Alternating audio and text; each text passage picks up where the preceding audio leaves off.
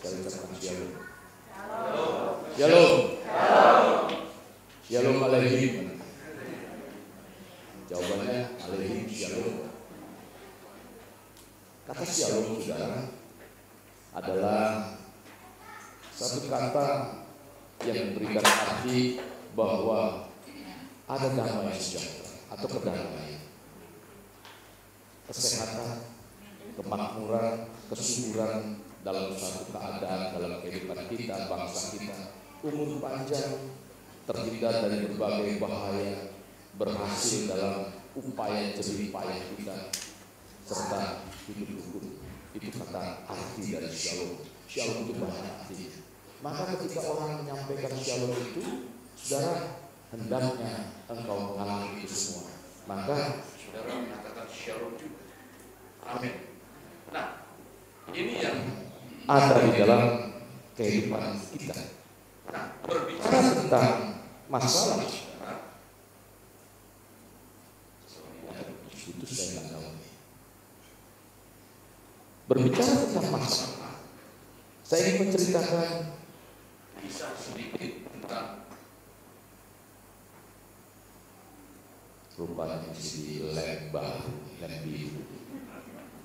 Saya nggak ngerti apa yang menjadi masalah ini. Masalah. Jadi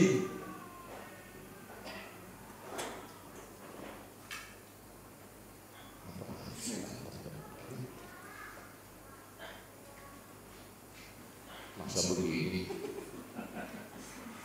yang di rumah ketawa begitu. Oke.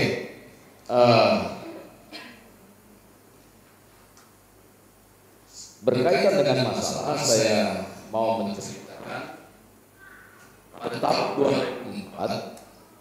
tahun 2004, tepatnya pada tanggal 26 Desember tahun 2004. Sudah tahu apa itu? Menjelang atau lewat dari Natal. Dan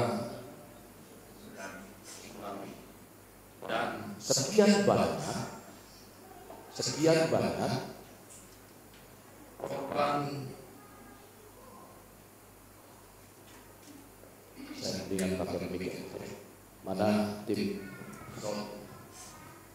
sebentar.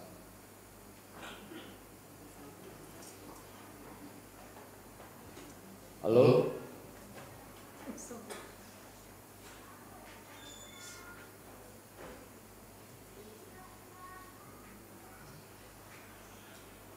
Biasanya kalau saudara lihat begini di rumah sakit, kenapa? Orang yang sehat atau orang yang sakit? Nah, orang sakit kan? Orang sakit begini dikasih begini. Ini ganggu betul. Nah, saudara, jadi dalam bencana itu ada sekian banyak korban tsunami. Dan di antara korban tsunami ada yang bernama Martinus. Martinus terkatung-katung di perairan Aceh akibat tsunami tersebut. Dan Martinus dapat bertahan hanya dengan makanan dan minuman yang tersapu dari tsunami tersebut. Ini masalah yang dialami oleh Martinus.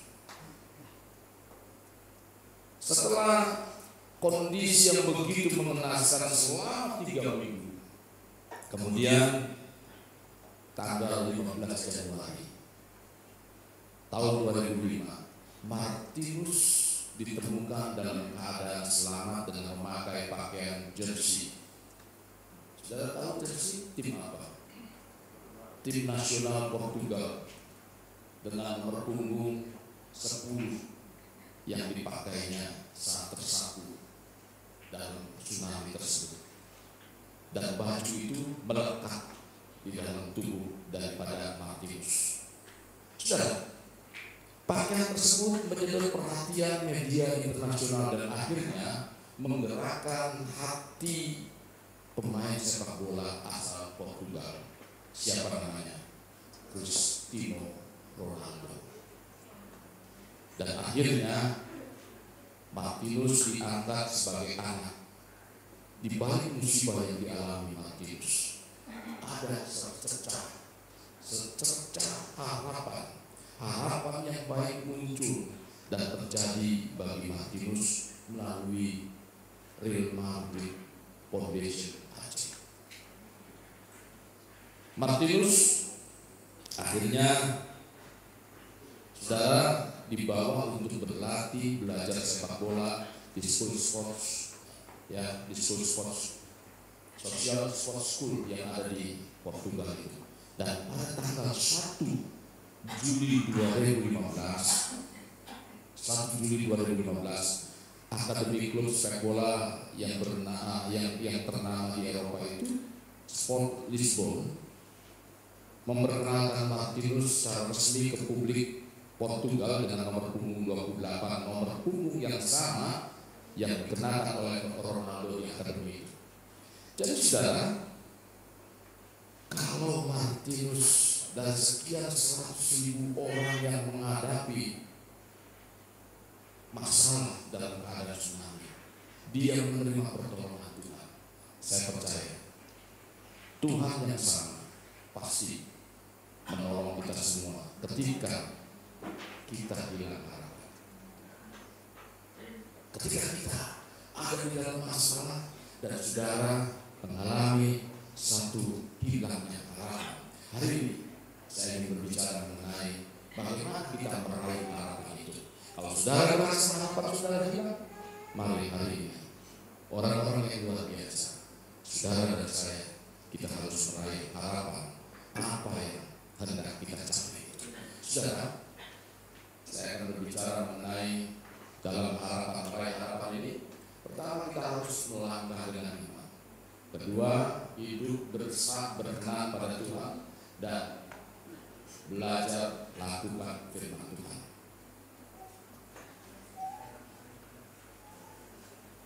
Nah, sehubungan dengan masalah yang terjadi, saudara, sebagai manusia masih percayakan bahwa masalah yang terjadi ada solusi dan jalan keluar? Masih? Amin. Nah, saudara, bila kita melihat pertama kali terjadinya masalah ini, coba kita flashback ke belakang. Kalau saudara melihat bagaimana terjadinya masalah dalam kehidupan kita atau di dunia ini, sesungguhnya masalah yang menyebabkan keadaan yang menjadi masalah dalam kehidupan kita, dalam kehidupan manusia, biasanya itu manusia yang menyebabkan terjadinya masalah itu. Kalau saudara flashback ke belakang dalam Perjanjian Lama, siapa yang menyebabkan terjadinya masalah sehingga jatuh di dalam dosa? Bukan Tuhan, tapi manusia. Manusia lah yang menyebabkan masalah terjadi dalam dirinya. Sekalipun semua itu dilakukan oleh manusia, Tuhan tetap memberikan jalan keluar. Saudara baca kisah semua itu. Sekalipun manusia membuat masalah, tapi Tuhan tetap memberikan jalan keluar dalam kehidupan manusia. Amin. Maka ini merupakan satu harapan yang diberikan kepada Tuhan. Ketika Tuhan membukakan itu, sesungguhnya ada harapan. Jadi Tuhan sudah tawarkan itu dalam kehidupan kita. Ketika manusia jatuh di dalam dosa, Tuhan sudah tawarkan itu. Sekarang tinggal kita bagaimana melangkah meraih apa yang diberikan Tuhan itu, apa yang menjadi harapan kita itu. Kita harus meraihnya, meraih harapan itu untuk kita melangkah ke depan. Nah, saudara, jadi Tuhan menyelesaikan masalah yang kita hadapi. Saya percaya, saudara, dan beriman. Kita yang percaya dan beriman dalam Yesus tentunya mempunyai keinginan yang sama untuk meraih harapan. Amin.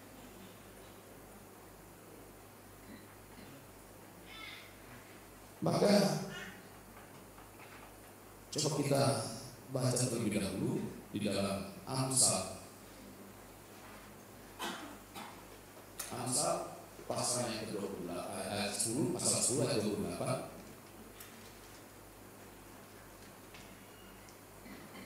Harapan orang benar menjadi sukacita, tetapi harapan orang fasik menjadi sia-sia.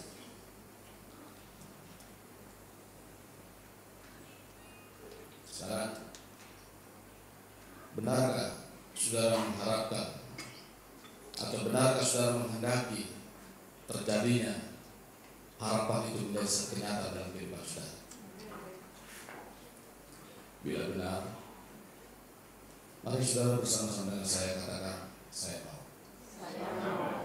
Kurang keras. Saya mau begitu. Tadi yang mengangkat masalah atau yang punya masalah, yang datang dengan masalah, saudara katakan lebih keras lagi. Yuk sama-sama kita katakan, saya mau. Ya, itu. Dan biarlah saudara itu menjadi jawaban dalam kehidupan kita. Dan itu yang Tuhan akan nyatakan dalam kehidupan dan kehidupan kita. Saudara yang kasih dalam Tuhan. Jadi ketika kita memutuskan untuk mengikuti Kristus, bukan berarti kita akan terlepas dari segala masalah. Bukan. Kita anak Tuhan, kita memutuskan saya mau aktif, saya mau rajin bekerja. Bukan berarti saudara dengan kehidupan seperti dengan keputusan seperti lalu saudara langsung bebas dari masalah. Tidak. Tetapi ketika kita tetap menghadapi berbagai masalah, tentunya dalam menghadapinya kita mempunyai cara yang berbeda, yaitu mengandalkan Tuhan. Lain dengan waktu kita tidak ada di dalam Tuhan dalam kehidupan kita, kita harus menggunakan kekuatan dan akal kita. Bukan berarti ketika kita tinggal di dalam Kristus tidak lagi menggunakan pikiran kita, bukan. Tetapi Tuhanlah yang akan memampukan pikiran saudara, Tuhanlah yang akan mengubah pikiran kita, Tuhanlah yang akan memberikan kreativitas dalam kehidupan kita, sehingga kita mampu mengatasi itu. Banyak orang cuma hanya tahu tentang Tuhan, tetapi dia tidak bertindak. Itu juga sama dengan bohong.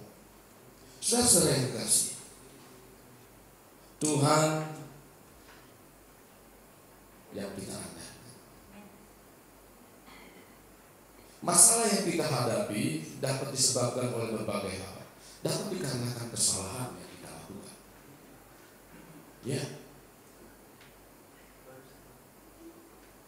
Hal ini terjadi karena mungkin tidak berpikir panjang ketika kita ingin melakukan sesuatu. Itu yang terjadi. Mudahnya kita mengambil keputusan dan akhirnya apa? Keputusan itu biasanya diambil saat kita emosi. Dan kalau saudara emosi mengambil keputusan, maka di saat emosi saudara mengambil keputusan itu 80% sudah mengandung masalah. Karena saudara dalam keadaan tidak tenang. Seperti yang sekarang ini terjadi. Ya, dengan rumor-rumor yang wah ini dari itu. Kalau saudara mengikuti berita ini dipenuhi dengan dinasti. Padahal restoran dinastinya sudah tutup. Kenapa? Karena saya menikah pada waktu itu di dinasti, restoran dinasti. Saya cari-cari di Glodok sudah tidak ada lagi, saudara. Sekarang ribut lagi tentang dinasti. Saudara tahu maksud saya? Saudara, Tuhan tidak pernah merancang sesuatu yang jahat. Itulah sebabnya Dia akan mengendalikan saudara, akan mengendalikan kita, percaya Tuhan akan mengendalikan itu. Karena Tuhan tidak pernah merancang sesuatu yang jahat. Segala yang terjadi dalam kehidupan kita tetap ada dalam kontrol Tuhan.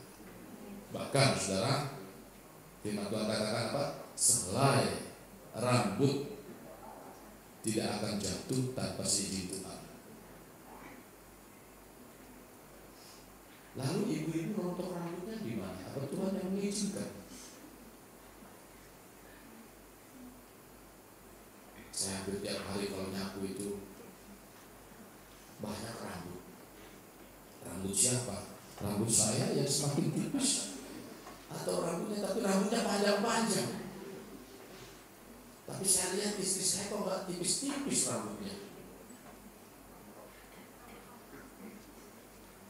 Saudara, dalam menjalani kehidupan mudah sekali kita diperdaya, ditekan dengan masalah. Nah, biasanya untuk keluar menggunakan jalan sendiri, menggunakan pikiran sendiri, sehingga saudara jauh dari jalan yang dikehendaki Tuhan. Maka penting sekali langkah hidup kerohanian kita tetap dalam Tuhan. Amin. Amin. Penting.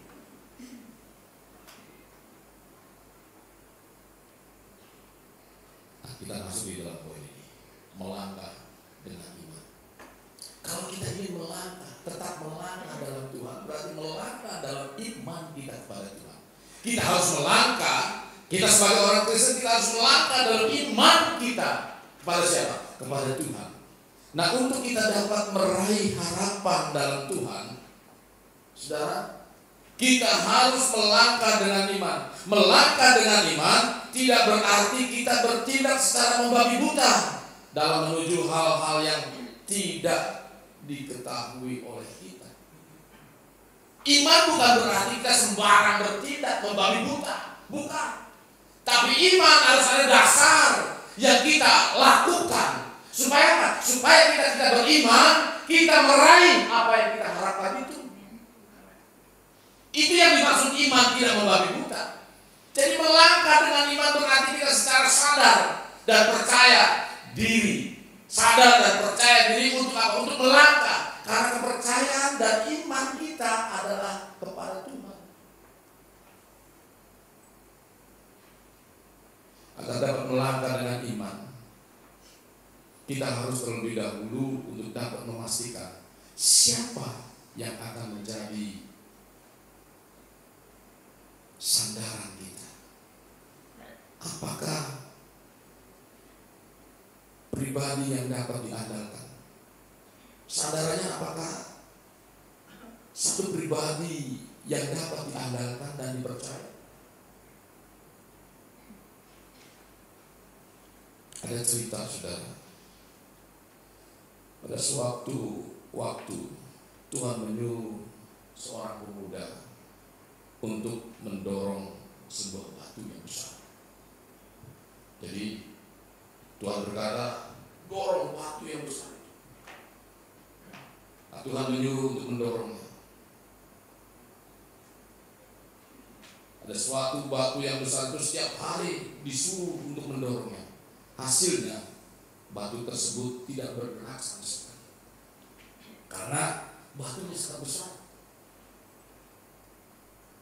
Mungkin sebesar inilah. Kalau di batu didorong, tentu didorong tiap hari.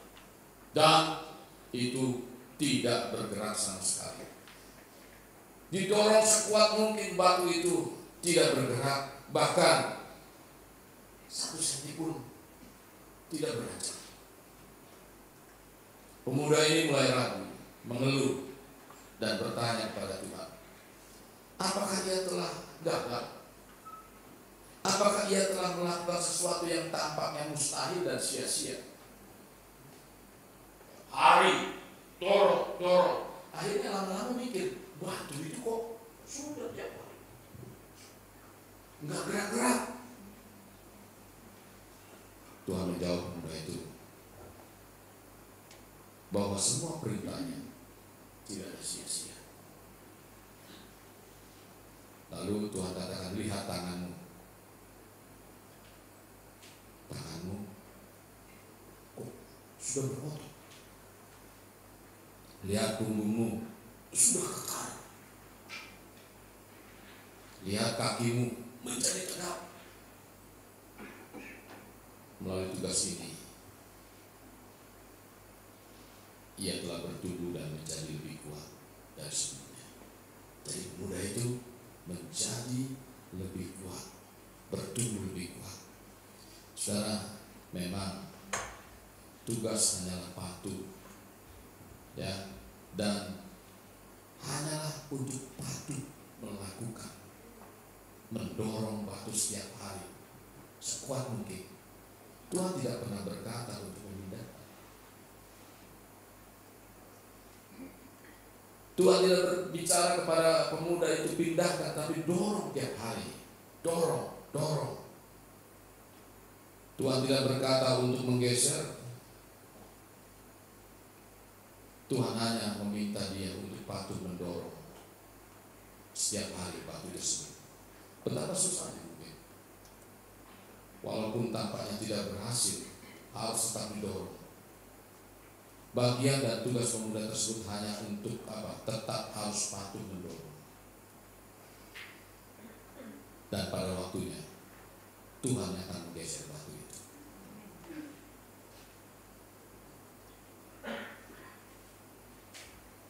Tuhan meminta kita untuk taat. Tuhan meminta kita untuk setia kepada perintah-perintah, untuk dapat melangkah dengan iman, dan kita perlu melatih. Karena Tuhan yang mampu memindahkan batu persoalan saudara, gunung-gunung persoalan kita, Tuhanlah yang mampu melakukan itu. Jadi, saudara, yang harus kita sadari adalah tak kala kita belum berhasil memiliki iman yang sanggup memindahkan gunung persoalan, kita harus tetap melangkah dengan iman dan tetap melatih ketaatan kepada Tuhan. Ini yang harus kita lakukan. Sekalipun mungkin kita belum berhasil, iman kita masih dangkal, selalu gagal dan gagal. Jangan berpikir tentang kegagalannya. Berpikirlah tentang Tuhan yang mampu mengatasi kegagalan kita.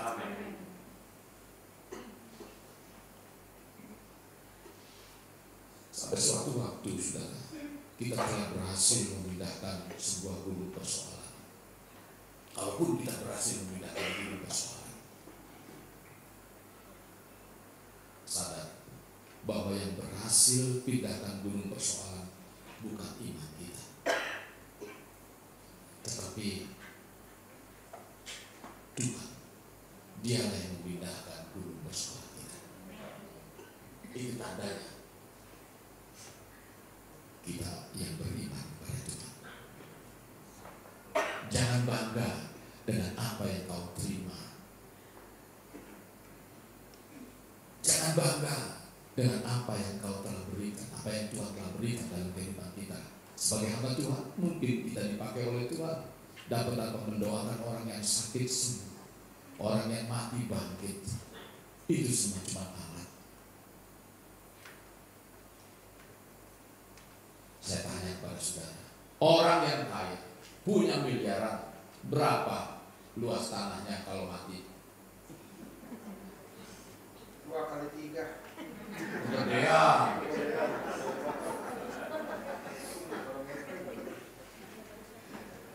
Paling 2 kali 1 itu anggaplah gede, badannya gede lah, mungkin tinggi besar. Oke lah, saya setuju lah. 2 kali 3. Karena ingin dibawa itu laptopnya, ingin dibawa itu komputernya barangkali dimasukkan di sana. Saudara, ada yang memang lebih besar. Seorang artis, kalau saudara searching di Google, ada yang dia meninggal dibawa mobil-mobilnya, dikubur bersama-sama supaya di sana bisa naik mobilnya. Untung aja nggak 3 hari kemudian dibongkar kuburannya, diambil orang. Kalau dulu banyak orang-orang, ya, makanya kenapa orang-orang Chinese itu petinya tuh besar-besar, susah dibukanya, karena setiap orang Chinese yang meninggal itu selalu ada mutiaranya, ditaruh di mata, ditaruh mata 2, di hidung 2 mutiara, di mulut 1, di telinga 2. Supaya apa? Supaya ketika melihat ada mutiara yang bagus-bagus dilihatnya, ketika mendengar ada didengar-dengar yang bagus-bagus. Makanya petinya susah dibuka karena ada mutiaranya, ada emasnya, kesayangannya, jamnya dipakai, itu masih hidup dia jam kesukaannya. Apalagi bajunya, Ya, karena dia nggak mengerti. Suatu saat nanti itu akan dipakai lagi di sono katanya, padahal bajunya beda di sono. Modelnya aja lain lagi, saudara. Jadi model yang kita yang warna-warna begini nggak ada di sono. Barangkali katanya ada yang bilang anjing bisa sama-sama dengan dia. Kubur aja sekalian anjingnya di situ. Nah ini saudara, jadi ketika kita mampu memindahkan persoalan, kita harus tetap melangkah dengan iman dan tetap melatih ketaatan kepada Tuhan, bukan karena kita, tapi karena Tuhan. Tugas kita hanya untuk beriman dan taat kepada perintah Tuhan. Melangkah dengan iman berarti menuntut seseorang untuk yakin dengan apa yang dijalaninya. Alkitab memang mengatakan bahwa kita harus berjalan dengan iman dan bukan dengan apa yang kita lihat. Coba kita buka di dalam 2 Korintus pasalnya yang ke-5 ayat 7.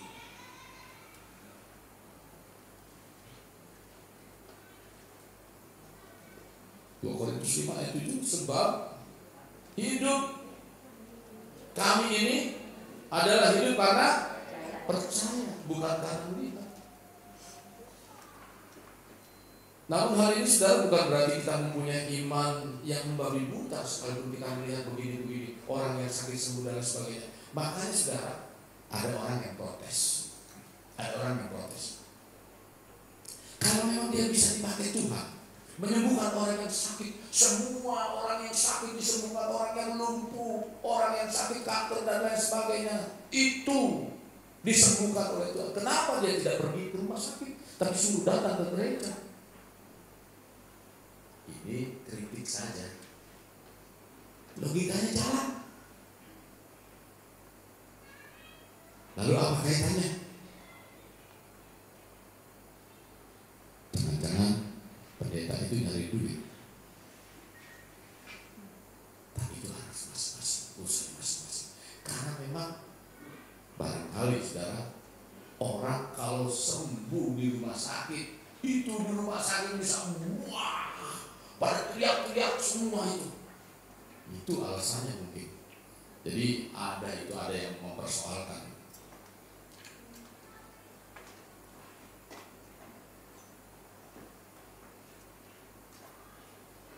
Sekali lagi, ada banyak bukti tentang hal itu, di mana Yesus menunjukkan bukan hanya sekedar iman, tetapi dia memperlihatkan, nih aku hidup, aku bangkit dari kehidupan.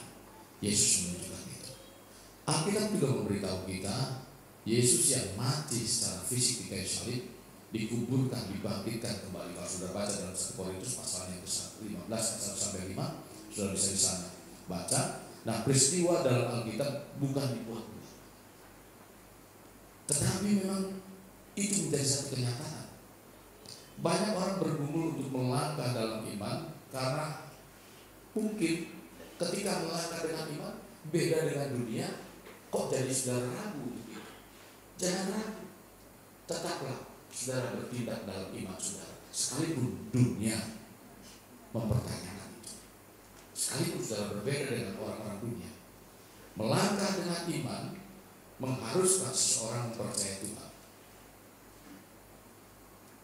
Tuhan adalah pribadi yang benar, layak untuk apa? Untuk kita percaya. Namun seringkali gagal dikarenakan apa? Kehidupan sehari-hari kita tidak berkenan pada Tuhan. Kita mungkin mempercayai itu. Ingat firman Tuhan katakan apa? Yang menghalangi doamu adalah dosa. Jadi karena kehidupan kita sehari-hari yang tidak berkenan di hadapan Tuhan, itu yang menghalangi kita untuk dapat meraih harapan itu. Maka dari itu, mari bawa hidup kita berkenan kepada Tuhan. Dalam Mazmur pasal yang ke-37 ayat 24, saya bacakan. Tuhan menetapkan langkah-langkah orang yang hidupnya berkenan kepadanya. Apabila ia jatuh, tidaklah sampai tergeletak, sebab Tuhan menopang tangannya. Saudara masih tetap bersama saya? Katakan ya begitu. Ya. Sebab masalahnya ada yang lagi. Ya. Ya. Itu. Jangan sunyi senyap. Saya khawatir kalau sunyi senyap ada suara. Suara apa? Bagian di belakang sana, di atas. Colek temannya kalau sudah mulai amin-amin begini.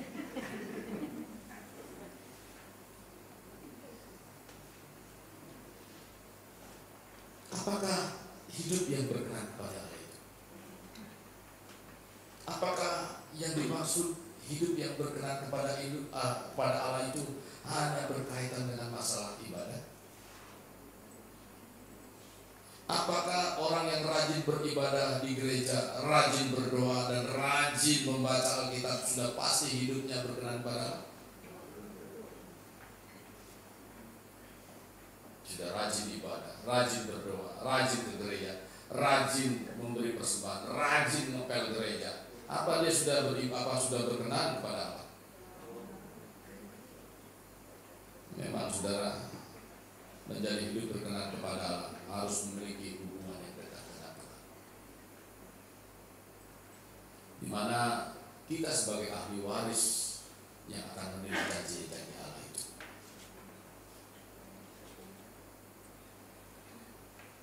Orang yang berkenan kepada Allah, dia harus memiliki hubungan yang dekat, baru dia berkenan. Karena saudara, sekarang ini ngaku-ngaku berkenan kepada siapa? Kepada presiden. Jadi akhirnya masyarakatlah yang dibingungkan. Yang ini menurut ini dia yang disetujui, yang ini dia yang disetujui. Akhirnya apa? Ya sudah, nanti tinggal pilih sendiri siapa yang lebih baik, yang lebih bijak, yang lebih ini, tidak kompor.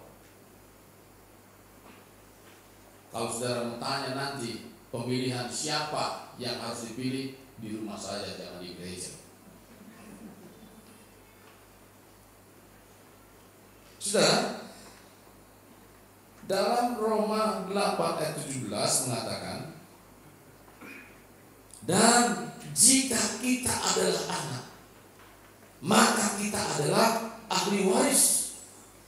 Maksudnya orang-orang yang berhak menerima janji-janji Allah, yang akan menerima bersama-samanya dengan Kristus, yaitu kita menderita bersama-sama dengan Dia supaya kita juga dipermuliakan bersama-sama dengan Dia. Saudara, dulu saya berpikir ahli waris itu cuma hanya sebatas kekayaan dunia. Tetapi saudara, ketika menggali bahwa ahli waris kita akan menjadi ahli waris, kita disediakan tempat di kehidupan kekal sebagai ahli waris.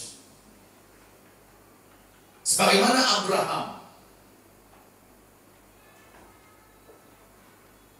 yang memiliki hak, demikian juga kita mempunyai hak untuk itu. Jadi saudara, kita sebagai anak-anak Allah memiliki posisi yang sangat luar biasa, di mana hidup kita dimuliakan bersama-sama dengan Tuhan Yesus. Ketika kita melangkah, ketika kita saudara-saudara yang kasih dalam Tuhan hidupnya berkenan kepada Tuhan, melangkah di dalam jalan Tuhan, maka saudara memiliki posisi yang sangat luar biasa, di mana hidup kita dimuliakan bersama-sama dengan Tuhan. Hal ini harus selalu diingat oleh kita sebagai umat Tuhan. Mungkin dulu kita pikir dengan mengaku sebagai orang Kristen, lalu bisa menjadi anak Allah, itu sudah cukup. Belum. Kita sebagai orang Kristen dan sebagai anak Allah itu belum cukup, saudara.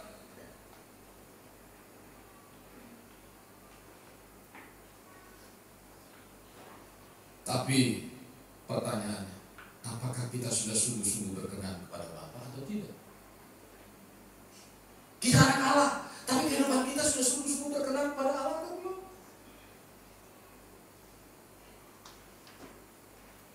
Seharusnya dalam setiap hidup kita memperkarakan itu. Apakah kita sudah berkenan di hadapan Bapa? Jangan cuma hanya merasa ada damai, sejahtera, dan aman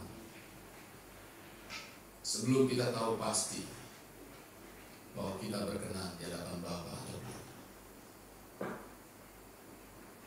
Pastikan itu. Maka setiap hari sebelum kita tidur, Tuhan, bawa aku, ampuni aku, agar aku terus setiap hari berkenan di hadapan Tuhan. Bangun pagi hari, Tuhan terima kasih buat hari yang baru, mampukan aku untuk menjalani hidup ini dengan baik dan benar. Itulah hidup yang senantiasa ingin berkenan di hadapan Tuhan.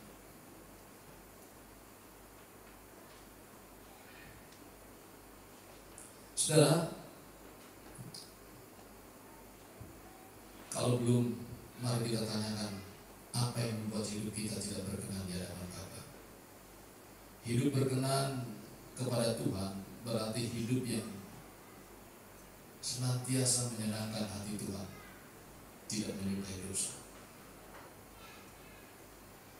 Karena terang dan gelap tidak bisa bersatu.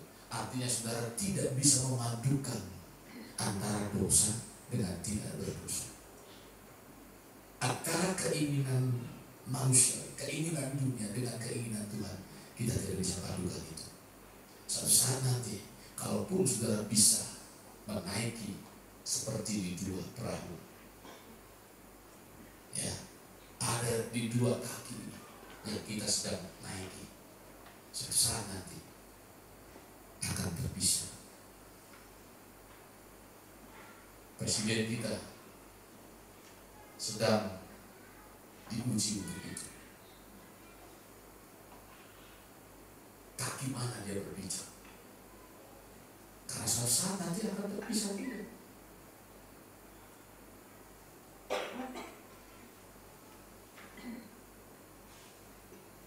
Firman Tuhan menegaskan bahwa terang dan gelap tidak bisa bersatu. Oleh karena itu, mari kita tinggalkan segala kebiasaan buruk kita. Kebiasaan yang membawa diri kita kepada dosa. Tidak perlu berusaha untuk menyenangkan hati manusia mungkin, agar dapat diterima oleh manusia itu. Kalau manusia melupakan kita ketika kita mengikuti jalan Tuhan, saudara percayalah, Tuhan tidak melupakan saudara. Jadi jangan ikuti kemauan manusia yang mengarah pada hal yang tidak berkenan, mengarah pada hal dosa. Jangan diikuti. Sekalipun itu pacar saudara. Anak muda, hati-hati. Ketika pacaranmu tidak kudus, sudah mulai buka-bukaan, bahaya itu. Pertama, buka apa? Topi. Kedua, buka kancing satu. Ketiga, angkat rok dikit. Itu berarti berbahaya. Sekalipun pacar saudara banyak duit, jangan dijebak dengan hal-hal yang tidak berkenan. Suatu saat nanti Tuhan akan berkati saudara. Itu jangan ikuti kemauan manusia. Tapi percayalah, suatu saat Tuhan tidak akan melupakan engkau.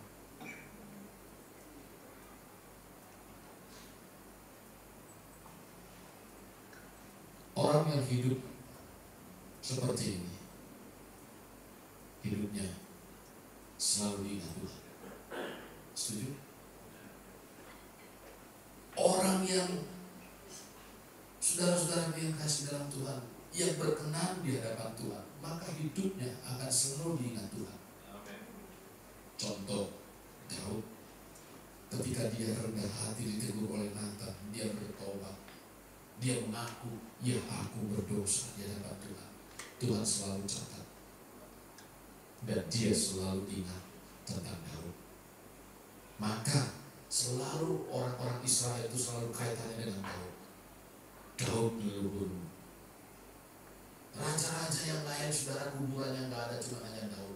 Benderanya bendera siapa di Israel itu? Bendera Daud. Dan selalu diingat Daud, Daud, Daud. Kenapa? Karena dia berkenan di hati Tuhan. Orang yang berkenan di hati Tuhan kadang-kadang baru celangap saja, saudara, Tuhan berkati. Belum juga ngomong baru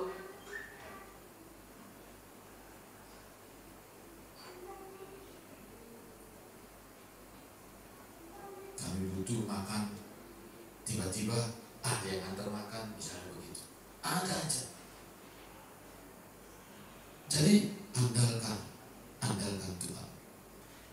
Oleh karena itu, apabila kita mau mengambil tindakan komitmen dan konsisten mengerjakan yang disukai Tuhan, tetaplah berlaku setia dan tulus, sehingga kita memiliki hati yang senantiasa diingat Tuhan. Kita diingat Tuhan.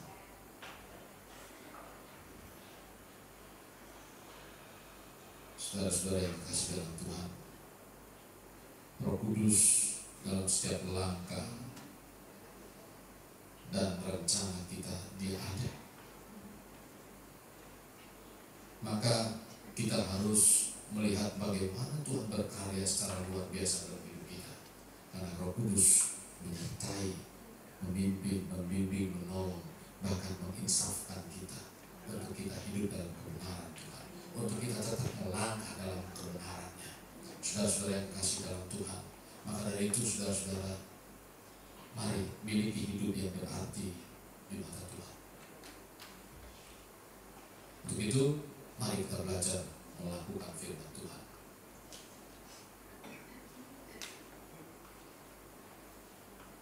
Lamanya seorang menjadi orang percaya tidak secara otomatis sebanding lurus dengan kualitas iman dan komitmennya dalam mengikuti Tuhan.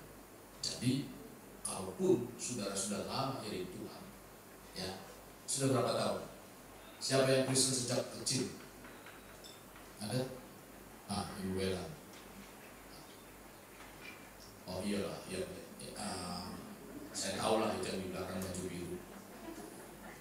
Orang mamahnya aja Kristen, dalam kandungan saja sudah Kristen. Anak saya belum lahir aja udah Kristen, belum jadi janin udah Kristen, karena bapaknya Kristen. Tapi tidak sebanding lurus dengan kualitas imannya, komitmennya dalam mengikuti Tuhan belum tentu.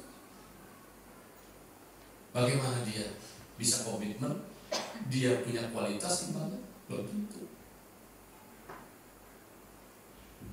Emaknya saja udah Kristen, apalagi cucunya.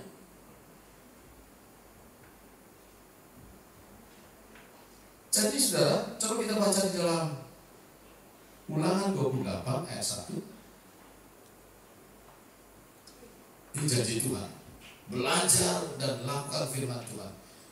Jika engkau baik-baik mendengarkan suara Tuhan Allahmu dan melakukan dengan setia segala perintahnya yang kusampaikan kepadamu hari yang lalu atau hari ini, maka Tuhan Allahmu akan mengangkat engkau di atas segala bangsa di bumi. Artinya Tuhan akan memulihkan, Tuhan akan memberkati, Tuhan akan memberikan hal-hal yang lebih baik dalam kehidupan kita. Jadi saya tanya, sudah berapa lama kita menjadi umat Tuhan? Sudah berapa lama kita mengaku sebagai orang percaya dan memberi diri untuk setia mengikuti Tuhan? Itu pertanyaan-pertanyaan klasik, pertanyaan-pertanyaan yang sering diajukan. Pertanyaan ini memang tidak menjanjikan atau menentukan satu keterkaitan keimanan kepada Tuhan. Yaitu tadi saya sudah katakan, Kalau saudara baca di sana, lamanya seorang menjadi orang percaya tidak secara otomatis atau sebanding atau berbanding lurus dengan kualitas iman dan komitmen. Sebagai pengikut Kristus yang berkualitas adalah orang yang mau mempelajari dan melakukan firman.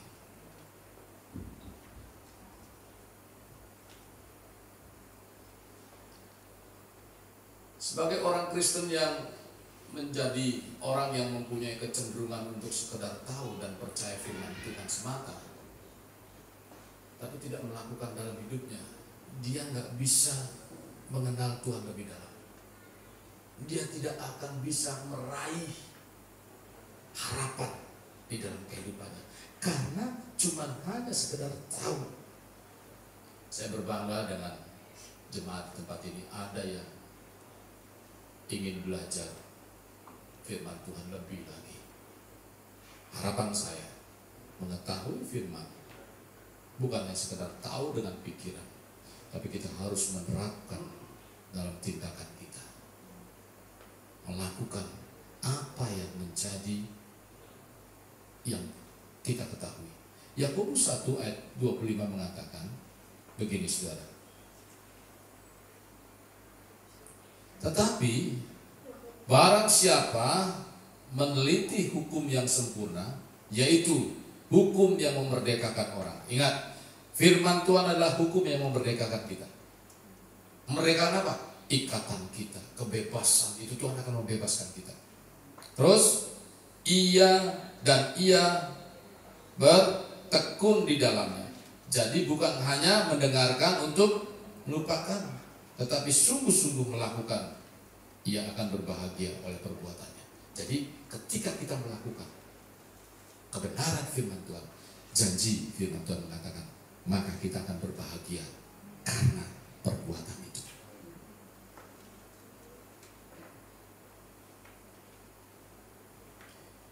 Mari kita belajar untuk memiliki ketaatan melakukan kebenaran firman Tuhan. Karena dengan melakukan kebenaran firman Tuhan, kita akan menjadikan firman itu nyata. Firman itu nyata dalam kehidupan kita. Siapa yang siap mau diberkati, saudara? Siapa yang mau meraih harapan itu? Mari kita kerjakan ketiga hal itu. Saudara, kita dalam menjalani hidup mudah sekali diperdaya oleh masalah, sehingga kita menggunakan jalan sendiri untuk meraih harapan agar semua itu berlalu. Kita menggunakan jalan sendiri. Tapi untuk menghadapi semua itu, mari pertolongan Tuhan ada dalam kehidupan kita. Penting sekali kita membawa langkah hidup kita untuk mendekatkan diri kepada Tuhan. Supaya apa? Supaya meraih harapan. Dan kita harus melangkah dengan iman kita. Karena Tuhan adalah pribadi yang benar-benar layak untuk kita percayai. Maka hendaklah kehidupan kita sehari-hari senantiasa berkenan kepada Tuhan. Mari kita komitmen, konsisten, mengerjakan apa yang disukai Tuhan. Bawalah diri kita untuk belajar dan melakukan firman Tuhan. Saya percaya saudara mampu melakukannya, dan saudara akan meraih harapan yang Tuhan sudah sediakan bagi saudara. Mari raih harapan, karena harapan